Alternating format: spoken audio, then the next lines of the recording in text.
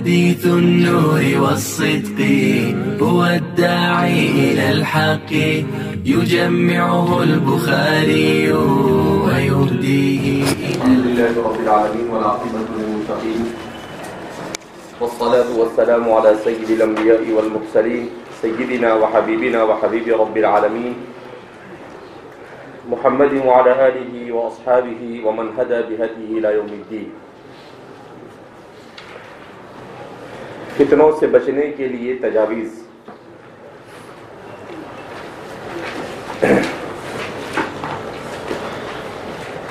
انتہائی تاریک فتنوں کے دور سے ہم گزر رہے ہیں، جس میں سے بعض فتنوں کی طرف اس سے قبل سبق میں اشارہ کیا گیا، کچھ فتنوں کی تفصیلات ذکر کی گئی. اب اخیر میں ان فتنوں سے ہم اپنے آپ کو کیسے بچائیں، ان فتنوں سے بچنے کی تدبیر کیا ہو سکتی ہے. تو کتاب و سنت کی روشنی میں علماء نے اس کے مختلف تدابیر، اس کے مختلف سبل کو بیان کیا ہے، جن میں سب سے پہلے بیان کرتے ہیں فتنوں سے بچنے کے لیے اپنے آپ کو کتاب و سنت سے مضبوطی کے ساتھ منسلک کرنا، کتاب و سنت کے ساتھ مضبوط تعلق. قرآن چونکہ اسلام کا اصل مصدر ہے اور وہ متن متین ہے. اس زمانے کا سب سے بڑا مسئلہ جو امت کو درپیش ہے وہ ہے نبی کریم صلی اللہ علیہ وسلم کی وہ شکایت جس کو قرآن کریم نقل کرتا ہے، ان قوم اتخذوا هذا القرآن مہجورا، کہ میری قوم نے اس قرآن کو چھوڑ دیا ہے. آپ صلی اللہ علیہ وسلم نے حالانکہ یہ شکایت مکہ مکرمہ میں قریش مکہ کے قرآن سے دور ہونے اور قرآن کو نہ سننے کی وجہ سے کی تھی، مگر قربان جائیے اس ذات باری تعالیٰ پر جس نے اس شکایت کو اگرچہ بیان کیا، مگر آج بھی ہم پر یہ شکایت برابر فٹ ہو رہی ہے کہ جیسے انہوں نے قرآن پر ایمان لانے سے اعراض کیا، ہم اگرچہ قرآن پر ایمان لائے ہیں، اس کی تصدیق کرتے ہیں، مگر اس کی تلاوت، اس کا سمجھنا اور اس پر عمل کرنا، اس سے علوم معارف کا استخراج اور استنباط کرنا، یہ ہماری زندگی سے نکل چکا ہے. اس کی طرف دعوت دینا، اس کے سلسلے میں افراط اور تفریط کے جو لوگ شکار ہیں، ان لوگوں سے امت کو بچانا، خود اپنے آپ کو بچانا، یہ تمام کے تمام وہ حقوق ہے جو قرآن کریم کے ہم پر واجب ہے، مگر ہم لوگ اس سے اعراض برت رہے ہیں. نمبر 2، قرآن کے ساتھ ساتھ سنت رسول صلی اللہ علیہ وسلم کے ساتھ وابستگی. احادیث رسول صلی اللہ علیہ وسلم چونکہ یہ قرآن کریم کی شرح ہے، اور ہم دیکھتے ہیں دنیا میں جب انسان کوئی متن لکھتا ہے تو انسان کی اور مخلوق کے لکھے ہوئے متن کی شرح کی ضرورت پڑتی ہے، تو خالق کے متن کی کتنی زیادہ ضرورت ہوگی.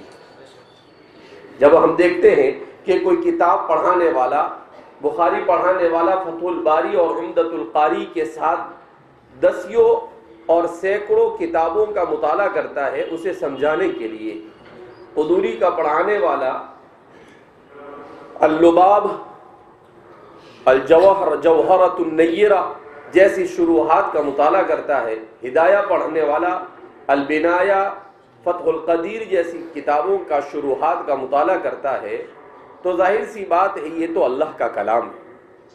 اللہ کا کلام اس کا سمجھنا انسان کے لیے اتنا آسان نہیں.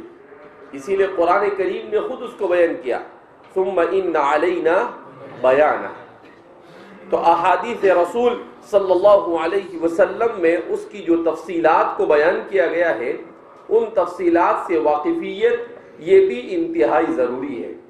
تو سنت رسول صلی اللہ علیہ وسلم یہ دوسرا مرجع اور دوسرا مصدر ہے جس سے واقفیت، اور اسی لیے ہم دیکھتے ہیں کہ درس نظامی میں احادیث رسول صلی اللہ علیہ وسلم کی تمام بنیادی کتابوں کو پڑھایا جاتا ہے۔ اسی لیے پڑھایا جاتا ہے کہ احادیث رسول صلی اللہ علیہ وسلم کے پڑھے بغیر شریعت مطہرہ کو سمجھا نہیں جا سکتا ہے۔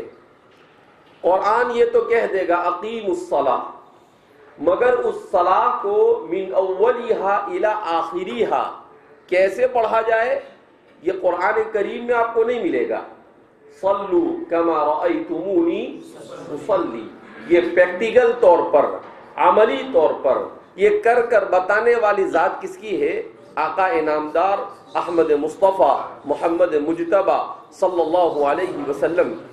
تو ہر چیز کے سلسلے میں قرآن کریم نے دلوک اللیل دلوک النہار اور اس طریقے سے قرآن کریم نے بیان کر دیا کہ صبح میں پڑھو، شام کو پڑھو، صلاۃ الوسطیٰ پڑھو، مگر اس کے اوقات کیا ہے؟ تو ظاہر سی بات ہے کہ اس کے اوقات کو کون بیان کرے گا؟ اس کے اوقات کو نبی کریم صلی اللہ علیہ وسلم نے کیا کیا ہے؟ بیان کیا ہے۔ لہذا جب آپ صلی اللہ علیہ وسلم نے اس کے اوقات کو بیان کیا تو آپ صلی اللہ علیہ وسلم نے جو تفصیلات بیان کی ہیں ان تفصیلات کا جاننا ضروری ہے۔ حضرت عمران بن حسین رضی اللہ تعالی عنہ ایک مرتبہ احادیث کو بیان کر رہے تھے تو ایک آدمی کھڑا ہو گیا اور کھڑا ہو کر حضرت عمران بن حسین رضی اللہ تعالی عنہ سے حجیت حدیث کے سلسلے میں بحث کرنے لگا، اور وہ آپ سے کہنے لگا کہ قرآن نے نماز کا حکم دیا ہے اور الصلاۃ کے معنی دعا کے آتے ہیں، لہذا ہم دعا کر لیں گے، ختم ہو گئی بات۔ تو فرماتے ہیں حضرت عمران بن حسین تغیر وجہہ، آپ کا چہرہ بالکل بدل گیا، آپ غصے میں آ گئے، آپ نے اس کو کہا ادھر آ، زیادہ شانہ بنتا ہے، اس کو بلایا قریب میں آپ نے، اور اس کے بعد اس سے پوچھا کہ قرآن آت الزکا کہتا ہے، برابر ہے نا؟ کہا ہاں۔ کہا کتنی زکات ادا کرے گا؟ کہا 2.5%۔ کہا 2.5% کہاں قرآن نے بیان کیا؟ بتاؤ پورے قرآن میں نہیں۔ تو خاموش ہو گئے۔ ایسے آپ نے اس کو سوالات کیے، تو پھر آپ نے اس سے کہا کہ اللہ کے رسول صلی اللہ علیہ وسلم نے حضرات صحابہ کے سامنے یہ چیزیں کر کر بتلائی، لہذا احادیث رسول صلی اللہ علیہ وسلم کے بغیر اسلام کو کبھی نہیں سمجھا جا سکتا ہے، سوال ہی پیدا نہیں ہوتا ہے۔ اس کا یہ مطلب نہیں کہ قرآن یہ حدیث کا محتاج ہے، نہیں، ہم محتاج ہیں حدیث کے، قرآن کو سمجھنے میں۔ اس کا مطلب کیا ہوا کہ ہماری عقول یہ کلام رب ذوالجلال کو سمجھنے سے قاصر ہے۔ خود اللہ کے رسول صلی اللہ علیہ وسلم بھی اس کو کما حقہ نہیں سمجھ سکتے تھے، اسی لیے تو اللہ کے رسول صلی اللہ علیہ وسلم سے کہا گیا ثم ان علینا بیان۔ جب اللہ کے رسول صلی اللہ علیہ وسلم سے یہ کہا جا رہا ہو تو ظاہر سی بات ہے ہمیں نہ عربی ڈھنگ سے آتی ہے، ہمیں نہ فقہ آتا ہے، ہمارے پاس نہ تقوی ہے، نہ طہارت ہے، نہ تزکیہ نفس ہے، نہ علم ظاہری صحیح طور پر ہے، نہ علم باطنی صحیح طور پر ہے، تو ہم کلام رب ذوالجلال کو کیسے سمجھ سکتے ہیں؟ لہذا احادیث رسول صلی اللہ علیہ وسلم کے خلاف پروپیگنڈا کرنے والے یہ کبھی کامیاب نہیں ہو سکتے ہیں، اور اگر یہ سمجھتے ہو اپنے آپ کو بہت ہوشیار سمجھتے ہو تو یہ ان کی غلط فہمی ہے اور ان کا اوور کانفیڈنس ہے۔ اگر وہ حدیث کے خلاف پروپیگنڈا کریں گے تو نقصان حدیث کو نہیں ہونے والا ہے، نقصان اسلام کو نہیں ہونے والا ہے، نقصان اسی کو ہوگا جو اس کے خلاف اس طرح کے پروپیگنڈا کرے گا۔ اس لیے کہ اگر کوئی گمراہ بھی ہو گیا اس کی وجہ سے تو اس کی گمراہی کا وبال کس کے اوپر ہوگا؟ اسی کے اوپر ہوگا جو اس گمراہی کو کیا کرتا ہے؟ عام کرتا ہے۔ تو اس لیے سنت رسول صلی اللہ علیہ وسلم سے وابستگی اس کا پڑھنا بھی انتہائی ضروری ہے۔ اس کے بعد شرعی علم سے مسلح ہونا بھی ضروری ہے۔ کیا مطلب؟ کہ صرف قرآن اور حدیث کا جان لینا کافی نہیں، ورنہ ہمارے زمانے میں جو اپنے آپ کو سلفی کہتے ہیں اور حقیقت میں سفلی ہے، تو وہ کیا ہے؟ یکفینا کتاب اللہ و سنت رسول اللہ۔ منکرین حدیث یکفینا کتاب اللہ کہتے ہیں، اور منکرین فضل فقہا، ہمارے فقہا کے فضائل کے منکر غیر مقلدین، یہ کیا کہتے ہیں کہ کتاب و سنت کافی ہے۔ ارے بھائی 15ویں صدی ہجری میں آ رہا ہے،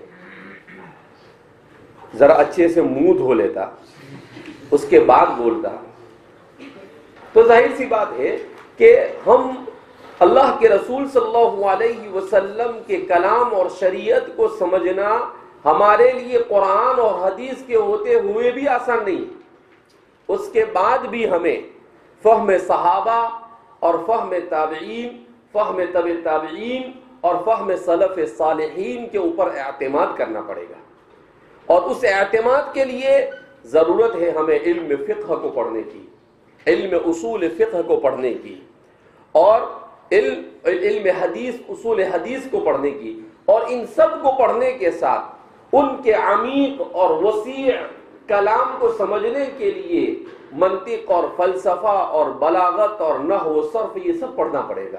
تو اس لیے فرماتے ہیں کہ علوم شرعیات سے مکمل طور پر مسلح ہونا یہ بھی کیا ہے؟ ضروری۔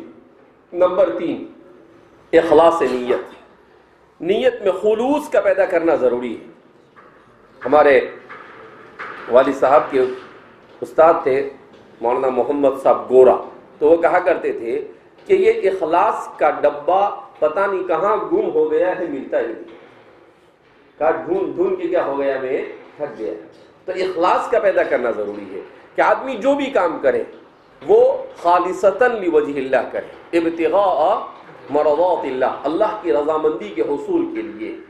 ہم لوگ کرتے ہیں بہت سارے کام، مگر ہماری نیتوں میں فتور ہوتا ہے، اور جب نیت میں فتور ہوتا ہے تو اس کے بڑے نقصانات ہوتے ہیں۔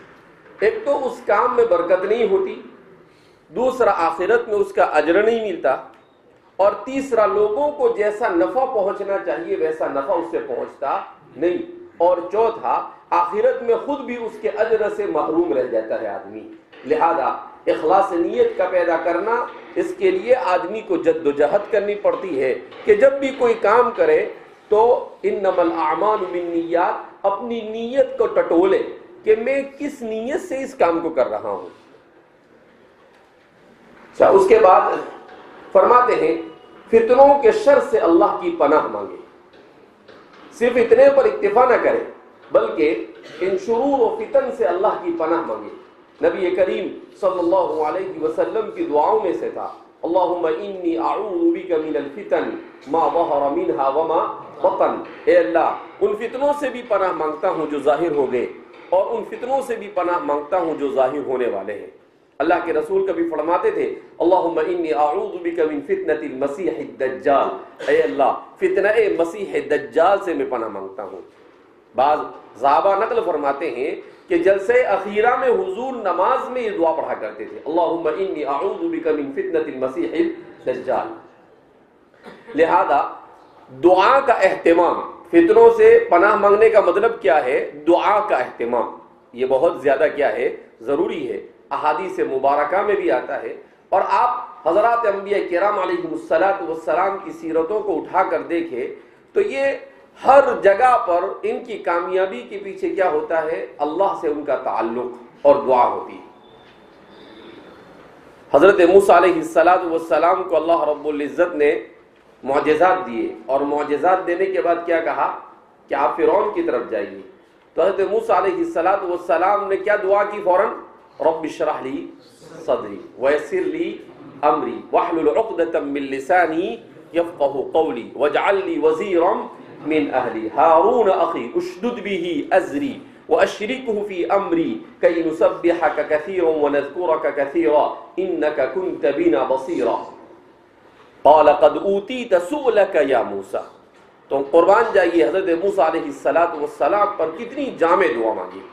حضرت موسیٰ علیہ السلام نے سب سے پہلے کیا دعا مانگی؟ رب اشرح لی صدری، کہ اللہ آپ مجھے فرعون کی طرف بھیج رہے ہیں، بڑا ظالم اور جابر ہے، بڑا طاقتور ہے، بڑا متکبر ہے، میں اس کا کیسے مقابلہ کروں؟ یہ کہہ کر بیٹھ نہیں گئے، فوراً تیار ہو گئے. تو سب سے پہلے موسیٰ علیہ السلام ان موسیٰ علیہ السلام بدا استعدادہ للذهاب الیہ، اس کی طرف جانے کے لیے آپ نے اپنی تیاری کو کیا کہ اللہ کے سامنے ظاہر کیا کہ اللہ بالکل میں تیار ہوں. البتہ کہا رب اشرح لی صدری، اللہ آپ مجھے ہمت اور طاقت عطا فرمائیے، میرے سینے کو منشرح کر دیجیے. گا مطلب کیا ہے؟ اے اللہ مجھے کیا عطا فرمائیے؟ ہمت اور طاقت عطا. اس لیے کہ ہمت اور طاقت ہے تو آدمی کچھ بھی کر سکتا ہے، ہمت اور طاقت ہی نہیں تو آدمی کبھی بھی کسی بڑے کام کے لیے آگے بڑھ سکتا نہیں.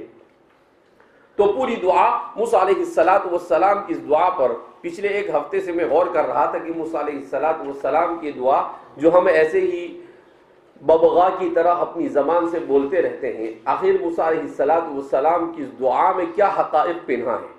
تو موسیٰ علیہ السلام کی اس دعا پر غور کرنے کے بعد مجھے جو سمجھ میں آیا کہ موسیٰ علیہ السلام نے سب سے پہلے ہمت کا مطالبہ، رب اشرح لی صدری ویسر لی امری، اور دوسرے نمبر پر کہا کہ اللہ ٹھیک ہے میں آپ کے کہنے پر جا رہا ہوں، مگر اس مشکل کو آسان کرنا یہ بھی تیرے ہاتھ میں ہے، میرے ہاتھ میں نہیں، لہذا اس کو میرے لیے آسان بھی تو ہی کر.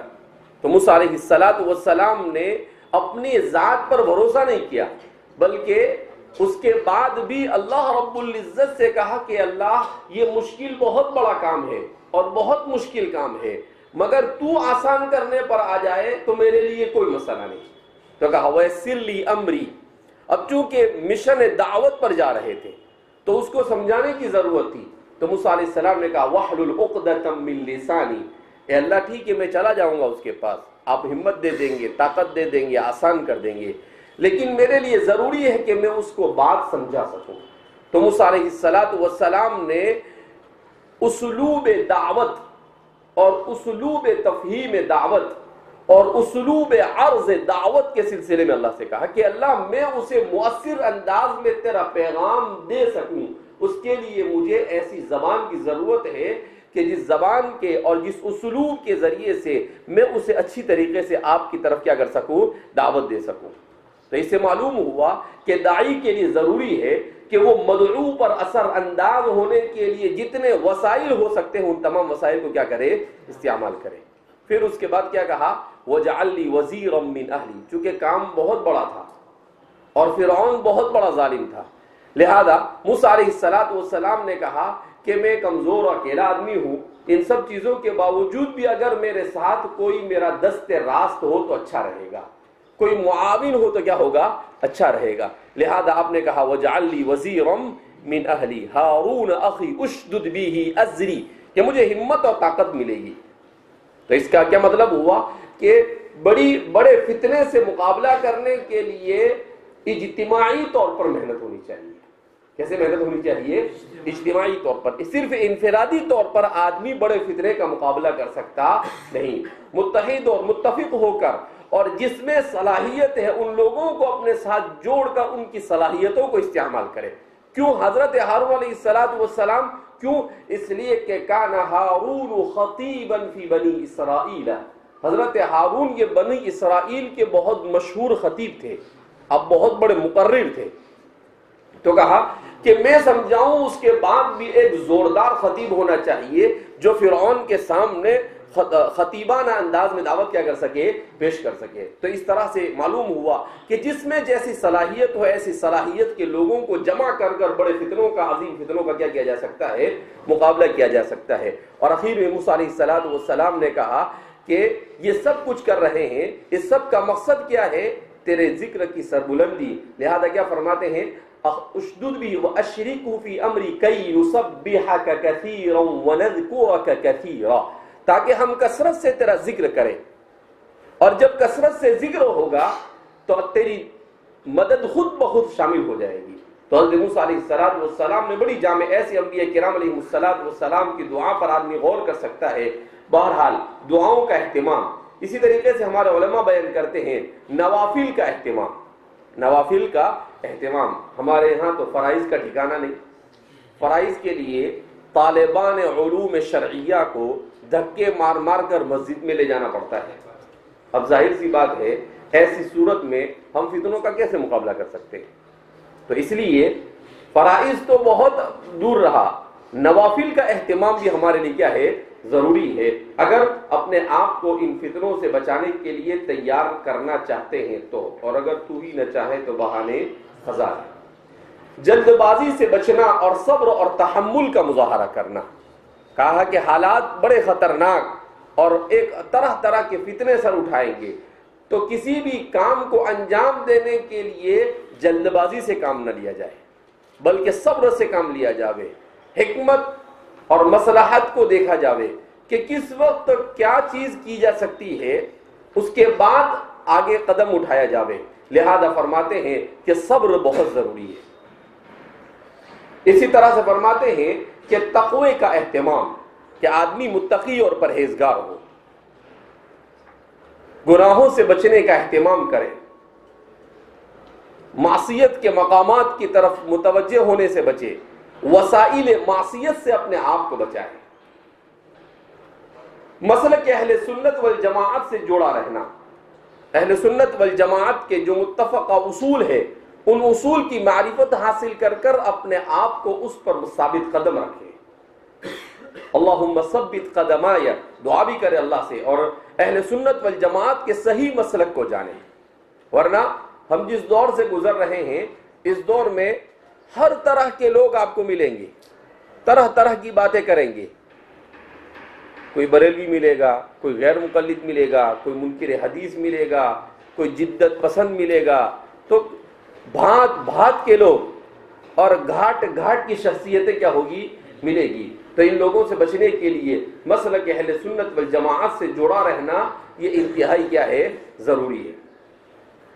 اکابر اہل علم سے وابستہ رہنا، اپنے زمانے میں جو بھی صالحین اور علمی استعداد، مضبوط علمی استعداد کے مالک، جو تقوی اور طہارت سے مزین جو علماء ہیں، ان علماء سے اپنے رشتے اور اپنے تعلق کو کیا کرنا؟ مضبوط کرنا، تاکہ کبھی بھی کوئی مسئلہ درپیش ہو، کسی فتنے کا مقابلہ کرنے کی نوبت آئے تو فوراً ان کی طرف کیا جا سکے؟ رجوع کیا جا سکے۔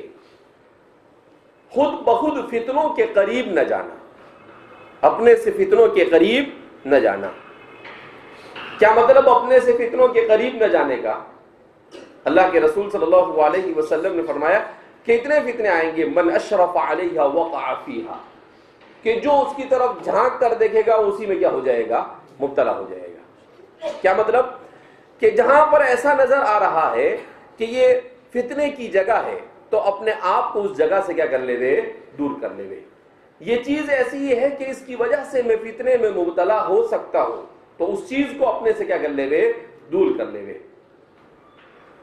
جیسے ہمارے طلباء کے لیے خاص طور پر، ہم سبھی کے لیے، پوری امت کے لیے اس وقت سب سے زیادہ کس چیز سے بچنے کی ضرورت ہے؟ موبائل سے۔ اب آپ کہیں سے بھی موبائل پکڑ کے لاتے ہیں، لیکن یہ حقیقت ہے کہ انہا طامۃ کبریٰ ومصیبۃ عظمیٰ۔ ابھی میں مالیگاؤں گیا تھا ایک پروگرام میں، تو وہاں پر بھی کہا کہ جو طلباء اسکول کی تعلیم کے طلباء تھے، نیٹ کے ایگزام میں پاس ہوئے تھے، ایک طالب علم کو کچھ 720 میں سے 760 کے اوپر نمبر لائے، 660 کے اوپر نمبر لائے، تو جتنے بھی وہ زیادہ نمبر لانے والے طلباء تھے، ان طلباء نے ایک ہی بات کہی کہ ہمارے ماں باپ نے ہم کو موبائل سے دور کیا اور ہم نے اپنے آپ کو موبائل سے دور رکھا تو ہم یہ نمبر لا سکے، ورنہ ہم سے ذہین طلباء بھی تھے مگر وہ موبائل میں مبتلا ہوئے اور وہ نمبر لا سکے نہیں۔ تو جب دنیاوی تعلیم حاصل کرنے والے کو اس کا احساس ہو سکتا ہے تو ظاہر سی بات ہے ہمارا کیا حال ہوگا۔ تو ان چیزوں کو رکھنا اپنے پاس ضرورت ہے تو آدمی سادہ سا موبائل رکھے. آپ جتنا بڑا موبائل رکھیں گے اور اس موبائل میں آپ, ظاہر سی بات ہے جب آپ کے پاس ہوگا تو خود بخود آپ ایک نہ ایک دن فتنے میں کیا ہوں گے, مبتلا ہوں گے. اس لیے کہ شیاطین الانس آزو بازو میں رہتے ہیں.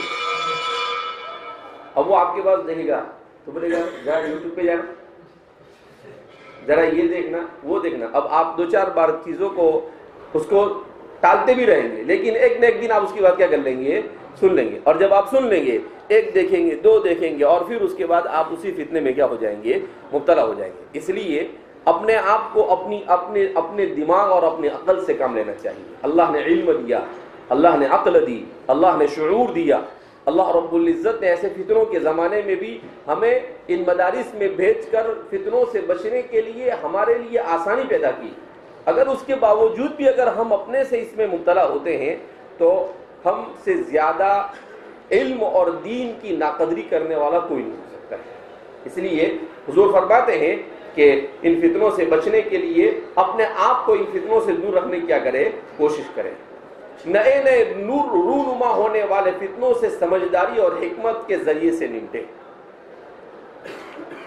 ہر دن نیا فتنہ. میں نے کہا آپ کو کہ اس بات مجلہ کل رات میں بھی میں اس کو پڑھ رہا تھا, اتنا خطرناک کہ مسلمان اس کے پڑھنے کو بھی گوارا نہیں کر سکتا.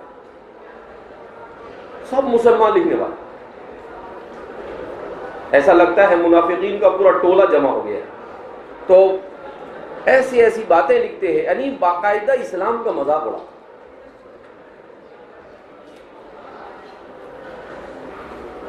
اس کو پڑھنے کے بعد تو یہ سمجھ میں آتا ہے.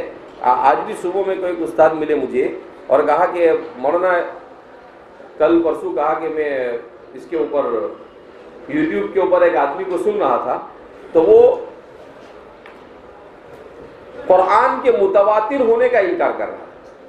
اور مسلمان کیا ہے, مسلمان کس کا انکار کر رہا تھا, قرآن کے متواتر ہونے کا انکار کر رہا.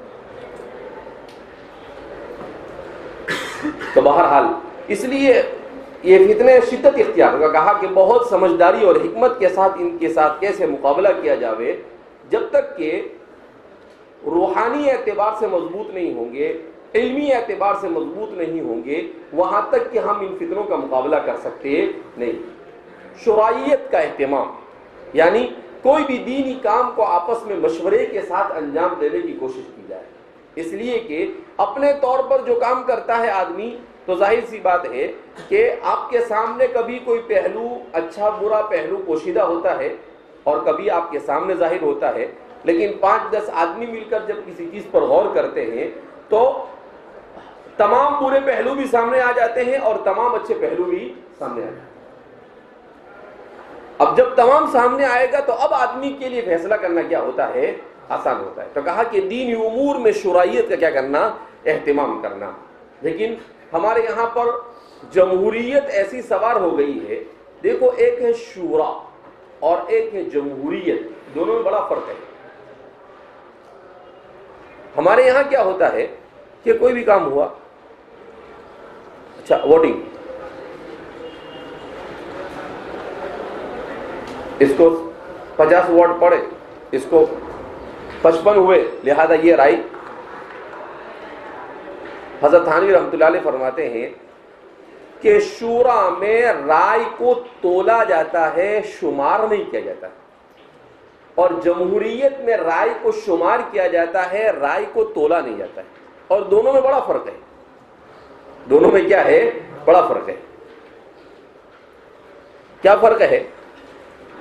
شورا میں جیسے حضرت عمر رضی اللہ تعالیٰ عنہ کا جب انتقال ہونے لگا تو حضرت عمر رضی اللہ تعالیٰ عنہ نے شورا بنے, حضرات صحابہ, کہ بھئی ان کے بعد خلیفہ کون. تو حضرت عمر سے کسی نے کہا عبداللہ بن عمر کو خلیفہ بنا دو. کہا کہ نہیں, اس کے حل نہیں تھے. بالکل صوفی صاحب آدمی تھے بیچارے. تو کہا کہ اس کے حل نہیں. کسی نے کہا اس کا نام لو, آپ نے کہا نہیں. اس لیے کہ حضرت عمر رضی اللہ تعالیٰ عنہ کے دور تک اسلام کو تقریباً 25 سال ہو رہے تھے. کیا ہو رہے تھے؟ اس 25 سال کے عرصے میں ایک بڑی جماعت کو کس نے تیار کیا تھا؟ اللہ کے رسول صلی اللہ علیہ وسلم نے 10 سال میں تیار کیا، 23 سال میں، اور ہجرت کے 10 سال۔ اس کے بعد حضرت ابوبکر نے تیار کیا اور خود ان کے زمانے میں تیار ہوئے۔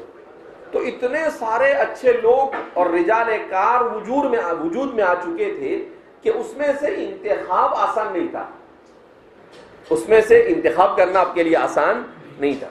تو آپ نے شورا بنائی، حضرت علی، حضرت عثمان، حضرت زبیر، حضرت طلحہ، حضرت عبد الرحمن بن عوف، ان تمام لوگوں کو، حضرت سعد بن ابی وقاص، ان سب کو شورا کے ممبر بنائے اور کہا کہ آپ لوگ آپس میں مشورہ کر کر آگے کس کو خلیفہ بنانا، اسے کیا کرنا، طے کرنا۔ اب ظاہر سی بات ہے، سب عشر مبشر، ٹاپ 10، مسئلہ تھا کہ ان میں سے کس کو بنایا جائے۔ اللہ جزائے خیر دے سیدنا حضرت عبد الرحمن بن عوف رضی اللہ تعالیٰ عنہ، بڑے فطین اور ذہین آدمی۔ عبد الرحمن بن عوف دنیا گھومے ہوئے آدمی، بزنس مین بھی تھے، عشر مبشرہ میں سے بھی تھے، علم میں بھی بڑے ماہر تھے۔ تو اس لیے انہوں نے دیکھا کہ فتنہ ہو سکتا ہے، لہذا آپ نے ان تمام لوگوں میں غور کیا کہ ان میں سب سے افضل کون ہے جس کے مناقب رسول اللہ صلی اللہ علیہ وسلم نے بیان کیے۔ تو آپ کی نظر گئی حضرت عثمان کی طرف کہ بھئی اہل تو عثمان ہے۔ حالانکہ مورخین لکھتے ہیں کہ عبد الرحمن بن عوف کو بھی چانس تھا کہ وہ خلیفہ بن سکتے تھے اگر وہ چاہتے تو، مگر مخلص آدمی تھے، لہذا عبد الرحمن بن عوف نے سب سے الگ الگ ملاقات، حضرت علی سے ملاقات کی، حضرت عثمان سے ملاقات کی، طلحہ سے، زبیر سے، سعد بن ابی وقاص سے، اور سب سے ملاقات کرنے کے بعد ان لوگوں سے مشورے لیے، تبادلہ خیال کیا، اور پھر اس کے بعد ایک ایک کر کر ان سے ایسا کہا کہ ایک کام کرو، آپ اپنی رائے کو میرے حوالے کرو، آپ اپنی رائے کس کے حوالے کر دو، میرے۔ سب راضی ہو گئے اس پر۔ تو پھر آپ نے حضرت عثمان کو خلیفہ کیا کیا، منتخب کیا۔ تو فتنہ کیا ہو گیا، بچ گئے، دب گیا فتنہ۔ تو فرماتے ہیں کہ اب دیکھیں اس میں ایک آدمی کی رائے ہے، کتنے آدمی کی رائے ہے، ایک آدمی، اسی کو تولا گیا۔ کیوں؟ اس شورا میں یہ دیکھا جاتا ہے کہ کس کی رائے زیادہ وزن والی اور زیادہ مفید ہے معاشرے کے لیے، اس کے مطابق فیصلہ کیا جاتا ہے۔ چاہے ایک طرف ایک آدمی ہو اور دوسری طرف 50 آدمی ہو یا 1000 آدمی ہو، لیکن ایک آدمی کی رائے مفید ہے تو اس پر کیا کیا جائے گا، عمل کیا جائے گا۔ اور جمہوریت میں کیا ہوتا ہے، کثرت اور قلت کو دیکھا جاتا ہے، اور کثرت اور قلت میں کیا ہوتا ہے، وَلَكِنَّ أَكْثَرَ النَّاسِ لَا يَعْلَمُونَ وَلَكِنَّ أَكْثَرَ النَّاسِ لَا يَعْقِلُونَ، لوگوں میں عقل بھی کم، لوگوں میں علم بھی کم، لہذا اکثریت کا فیصلہ یہ کبھی بھی ایسا نہیں ہو سکتا ہے کہ جس کے بارے میں یہ کہا جا سکے کہ یہ فیصلہ صحیح ہے۔ اگر ایسا ہوتا تو اسلام ضرور اس چیز کو کیا کرتا، حوصلہ دیتا، اور اسلام اسے مشروع قرار دیتا، لیکن اسلام نے اسے مشروع نہیں قرار دیا۔ اسی طرح بیان کرتے اللہ کے ساتھ حسن ظن رکھنا، اللہ کے ساتھ حسن ظن رکھنا۔ کیا مطلب اللہ کے ساتھ حسن ظن رکھنے کا؟ کہ پریشانی آئے تو اللہ رب العزت سے یہ امید باندھ کر بیٹھے کہ پریشانی اللہ کی طرف سے آئی ہے، اللہ اس پریشانی کو دور کر دے گا۔ ان مع العسر یسرا۔ تو فرماتے ہیں انا عند ظن عبدی بی فَلْيَظُنُّ الْعَبْدُ بِي مَا شَاءَ، میں اپنے بندوں کے گمان کے مطابق فیصلہ کرتا ہوں۔ اب بندے کو چاہیے کہ وہ میرے ساتھ کیسا گمان کرے۔ تو فرماتے ہیں کہ اللہ کے ساتھ ہمیشہ حسن ظن رکھا جاوے۔ یہ بھی بیماری ہے ہمارے معاشرے میں کہ ہم تھوڑی تھوڑی مصیبت اور تکلیف اور آزمائش پر واویلا مچانا کیا کر دیتے ہیں، شروع کر دیتے ہیں، اور اللہ سے حسن ظن نہیں رکھتے۔ اعتدال پر قائم رہنا، نہ ضرورت سے زیادہ نرمی اور نہ ضرورت سے زیادہ سختی، بلکہ اعتدال کی راہ کو ہمیشہ، اور اعتدال پر آدمی کب آتا ہے؟ جب آدمی کے پاس علم مضبوط ہوتا ہے۔ اگر خود کے پاس علم مضبوط نہ ہو لیکن مضبوط علم والوں کے ساتھ اس کا تعلق ہونا چاہیے، تاکہ جب پریشانی ہو تو ان لوگوں کی طرف کیا کرے؟ رجوع کر کر اعتدال کی راہ کو کیا کر لے؟ وہ پکڑ لے۔ حکایت اور شکایت سے احتراز کرنا، اپنی پریشانیاں لوگوں کے سامنے بیان کرنے کے بجائے انما اشکو بثی وحزنی الی اللہ، اللہ کے سامنے اپنی جو بھی تکلیف ہے اللہ کے سامنے رکھیں، اپنی تکلیفوں کو لوگوں کے سامنے بیان نہ کریں، اس لیے کہ لوگوں میں اگر آپ کے ساتھ تعلق رکھنے والے ہوں گے تو وہ آپ کے ساتھ ہمدردی ظاہر کریں گے، اور آپ کے ساتھ دل سے محبت کرنے والے نہیں ہوں گے تو آپ پر جگ ہنسائی کریں گے، اوپر کہیں گے بہت غلط ہوا، اور اندر اندر خوش ہوں گے۔ تو کہا کہ اب آپ ایسے پہچان نہیں سکتے لوگوں کو، تو اس سے بہتر یہ ہے کہ میں لوگوں کے سامنے کیوں شکایت کریں، اکرام اور احترام سے کام لے، ہر ایک کا، چھوٹے کا، بڑے کا، ہر ایک کا کیا کرے؟ احترام۔ اور الدین الادب کلہ، ادب کا ہونا کیا ہے؟ ضروری ہے۔ اس کی بھی بڑی کمی پائی جاتی ہے ہمارے معاشرے میں، استخارہ کرنا، کسی بھی کام کو کرنے سے پہلے اللہ رب العزت سے استخارہ کرے۔ استخارے کا مطلب کیا ہے؟ طلب الخیر من اللہ، اللہ سے خیر کو طلب کرنا۔ ضروری نہیں کہ آدمی 2 رکعت پڑھ کر دعا استخارہ ہی کرے، نہیں، آدمی اپنی زبان میں بھی کہے کہ اللہ اگر اس کام میں میرے لیے خیر ہے تو مقدر فرما، اور اگر خیر نہیں ہے تو اس کام سے مجھے دور کر دے۔ تو بس اتنے الفاظ بھی اللہ سے استخارہ کرنے کے لیے کیا ہے؟ کافی ہے۔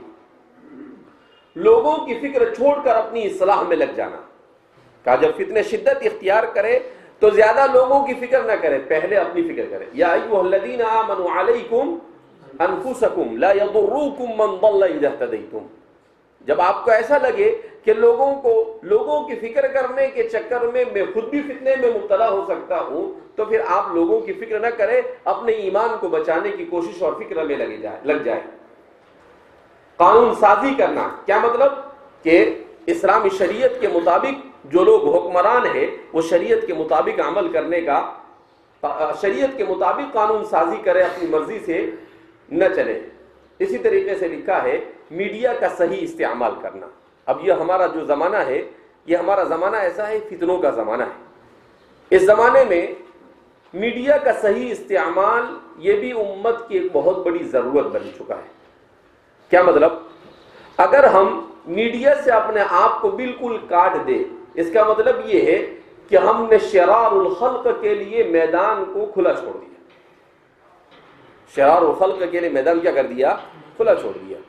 تو ظاہر سی بات ہے، اس لیے فرماتے ہیں کہ اس کے بھی اصول اور بیان کیے ہیں ہمارے علماء اور فقہاء نے، اس کے اصول بیان کیے ہیں کہ ان اصول کی رعایت کرتے ہوئے، ان احکام کی رعایت کرتے ہوئے میڈیا کو شریعت کے لیے استعمال کرنا، دفاع کے لیے کیا کرنا؟ استعمال کرنا۔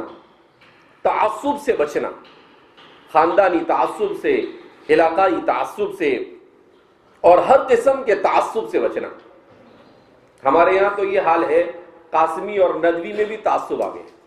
بولتا ہے میں قاسمی ہوں، وہ ندوی ہوں، کوئی بولتا ہے میں اشاعتی ہوں۔ ارے بھیا یہ کیا چکر لگا کے رکھا ہے؟ لکھنا ہی نہیں چاہیے، میں تو اس کا قائل ہی نہیں کہ قاسمی اور پتہ نہیں کیا کیا، اس سے تعصب پیدا ہوتا ہے۔